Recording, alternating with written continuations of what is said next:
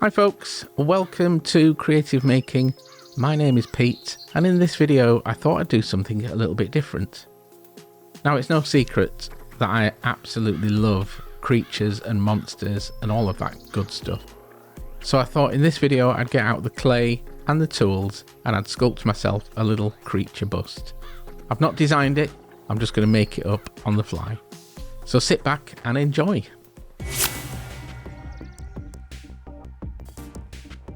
Alrighty, so first off, let's get the NSP medium grey-green. We'll get that melted down. So I've got some in this crock pot. We'll get that turned up and we'll get it melted down. While that's doing that then, we'll have a look at the sculpture stand. So this is just a table leg that I've bolted to a board. Great thing about this is it's got this foot at the top that you can remove. Leaves that hole there. So I'm going to take some of this armature wire. The reason I'm doing this is because I want an armature that I can move around and change the shape of while I'm sculpting. So the first thing I'm going to do is I'm just going to cut off a length of this armature wire. I'm going to twist this together so it makes it twice as thick. It also strengthens it as well.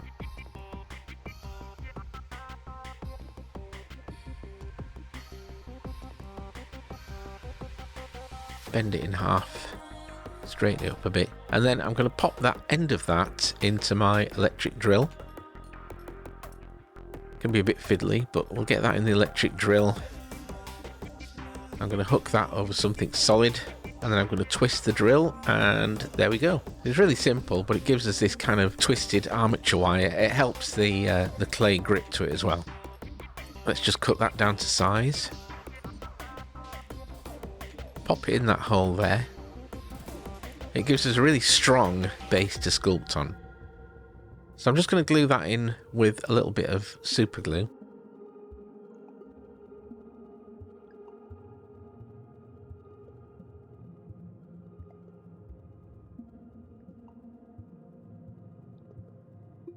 And then I'm going to pack some tin foil around there. A bit more glue, and then we'll hit it with some activator. So that's the stand essentially done, but you see there you can bend the top of it. It really helps later on if you want to move your sculpture about. So I'm just going to wrap the whole thing in tin foil. Let's crack on with the clay. So you can see this is really melted. Just be really careful if you're going to do this because this stuff is so hot, it's like napalm. So the reason I've melted it down is so I can paint it onto the foil. It just gets into all those nooks and crannies. And when I actually start sculpting properly, it gives me a really good base to work on.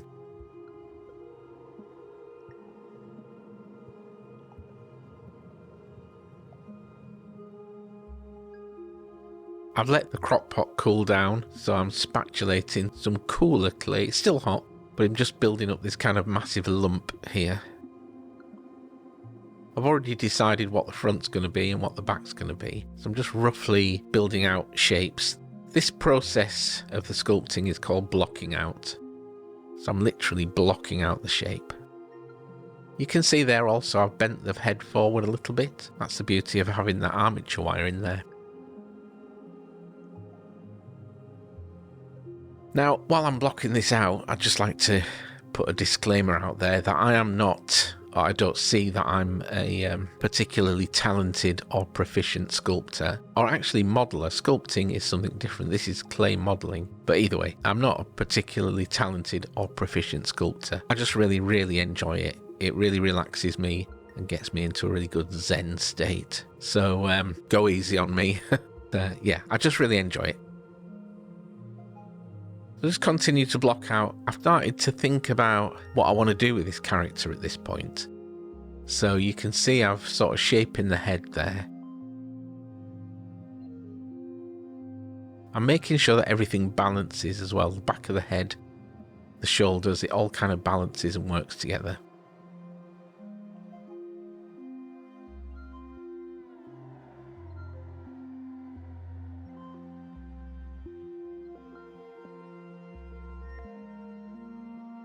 Every now and again I like to stop and stick some bits and bobs on. Do I like these horns? Do I like the ears?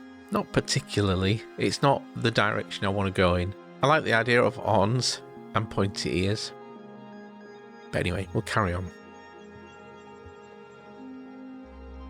So at this stage I'm using a fairly rough rake, and what that does is it takes down the high points and helps me identify the low points. It just kind of helps me get a smoothish shape, but at no point will I want to smooth this out so it's mirror smooth. I just kind of want to get that whole shape even, as it were.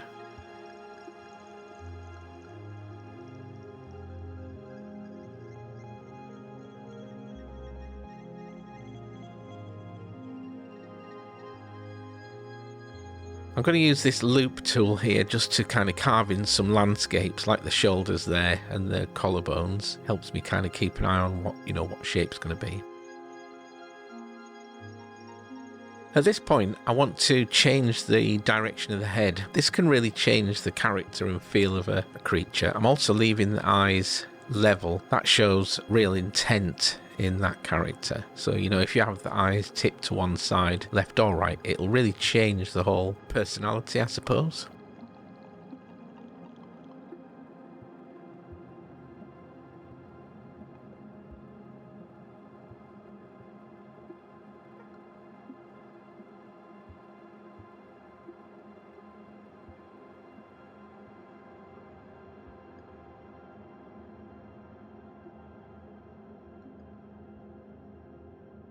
So here we've got a super fine rake, and I'm just going to go in there with a bit more raking just to try and get that surface a little bit more refined. I'm also working on some creases here. Because the head's turned to one side, we'll have creases at one side and tension at the other. So I 3D printed these eyes. These are 5mm. I wasn't convinced at this stage, but I have to kind of sculpt a little bit more around them to make sure my worries are founded. I figured these eyes were too small and also too close together, and actually I changed those later on.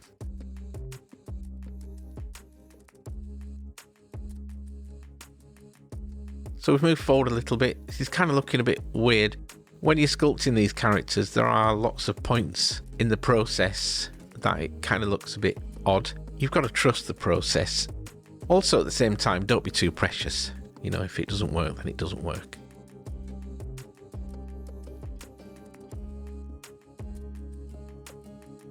Thankfully at this point I really quite liked this.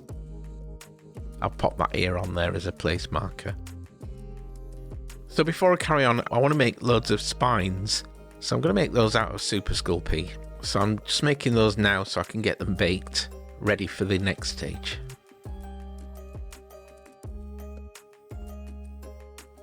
So while they're baking, I'm just going in, finishing off the other side. I've changed the eyes at this point. They are bigger eyes. These are 6mm eyes. They look a lot better. Okay, so the spines are ready. I'm going to put those over the back, kind of like a demented hedgehog. Yeah, we'll put those on the back. I don't want them to be particularly neat and tidy. Maybe those ones down the middle, but the rest of them, I want to be all sorts of angles all over the place. I don't really know how he's going to lie down to go to bed at night. Let's not worry about that. So these little things are Super Sculpey. The reason I've done that is because if I did want to mould this character, I'd want to be able to take them out and mould it without those in.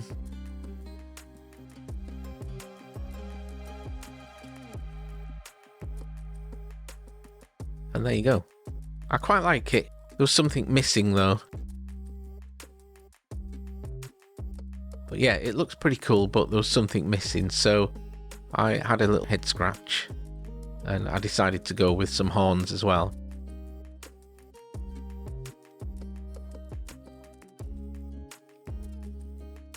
So I've made these in Super Sculpey and I really like how this balances the whole thing out. It changes it from some sort of spiky goblin into a demon. Yeah, so nice big horns there. It looks really cool. I like this.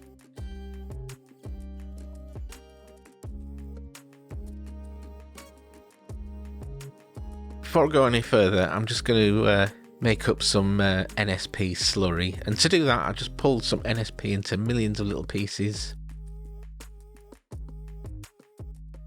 Pop a load of Zippo lighter fluid on there.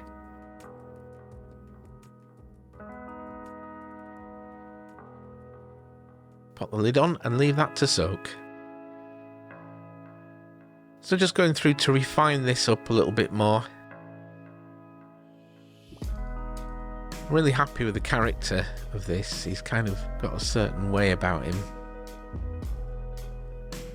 So yeah, just going in to refine it, clean everything up. Make some little choices there.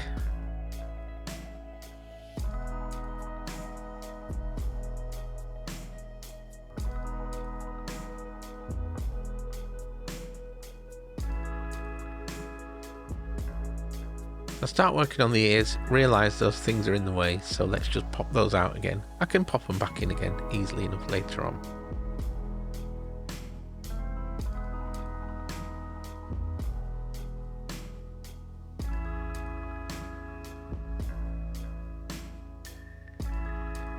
So yeah, this NSP medium, it's my personal favourite clay. There's millions of different clays out there, and I suppose it's down to the individual.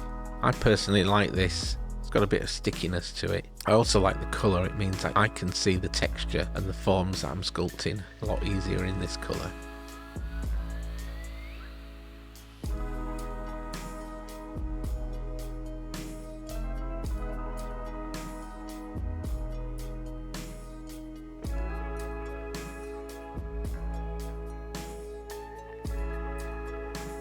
Right, so there he is. He's a bit tidier. Still a load of tool marks in there though. So before I go and put those spines back on, I'm just going to use this really light rake and I'm just going to smooth everything out a little bit.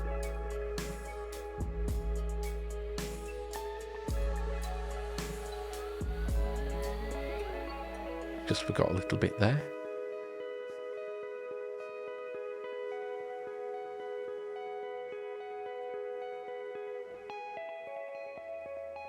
So he's a bit smoother there. He's not smooth, he's a little bit smoother. So at this point I'm just going to use some neat lighter fluid with that little soft brush, and I'm going to go over the entire surface. And that just starts to get rid of some of those tool marks. Starts to soften wrinkles as well, and just generally kind of brings it all together.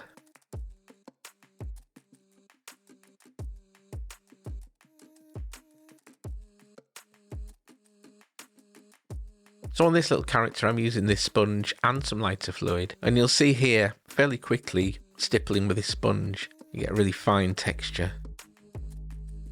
If this character was bigger I'd probably go in with a lot more wrinkles and work on that kind of thing a bit more, but because he's only a small character I just figured that this kind of fine bumpy texture would work.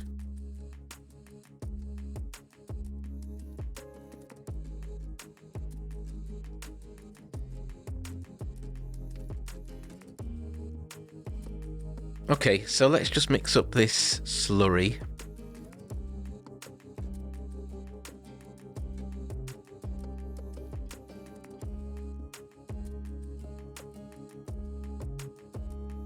I'm going to use this to spatter on the surface of this guy. So the texture I've already put on there is all even. This will give me a really random pattern. It looks like tons going on. It's a bit of a worry actually, but as this dries out it does flatten down a little bit. So some of these big chunks do flatten down, and I think this is the kind of essence really, is about getting that random pattern all over it without it looking too manufactured. Does that make sense? So sticking those spines back in, I'm actually using some of that slurry as glue.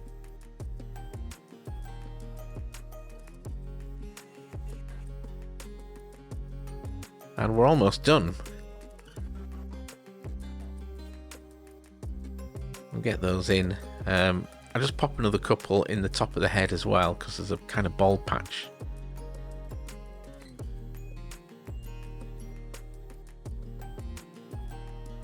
One there that'll stab him in the back of the neck. And there we go.